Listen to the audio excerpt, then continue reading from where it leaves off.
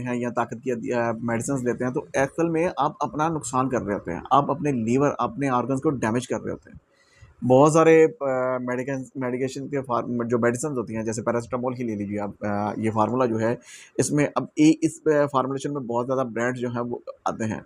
बाद अज़ात इंसान जो आता है वो उसकी जाके मेडिसिन जब लेता है, तो वो एक ही फार्मूले की दो दो तीन तीन गोलियां एक टाइम के ऊपर इस्तेमाल कर लेता है। उससे क्या होता है, नतीजतन डोज जो है वो डबल हो जाती है, और वो जो है वो बाद में आपको ही मुतासर, आपके ऑर्गन्स को, आपके लीवर को डैमेज करने की कोशिश, या आपकी किडनी को डैमेज कर जाती है। आपको बहुत ज़्यादा ब्लड प्रेशर शुरू हो जाती है। इसी तरह कुछ लोग ऐसे होते हैं कि मेथिकोबाल की टैबलेट्स या ऐसी मेथिकोबालामिन साल्ट जो है वो इस्तेमाल कर बहुत ज़्यादा करते हैं। न्यूरोबैन के B12 के जो इंजेक्टेबल फार्म है वो बड़ी लगवाते हैं। पट्ठों की ताकत के टीके जो है वो हर हफ्ते जाके वीकेंड के ऊपर जो है वो इंजेक्टेबल फार्म जो है वो लेना शुरू कर देते हैं।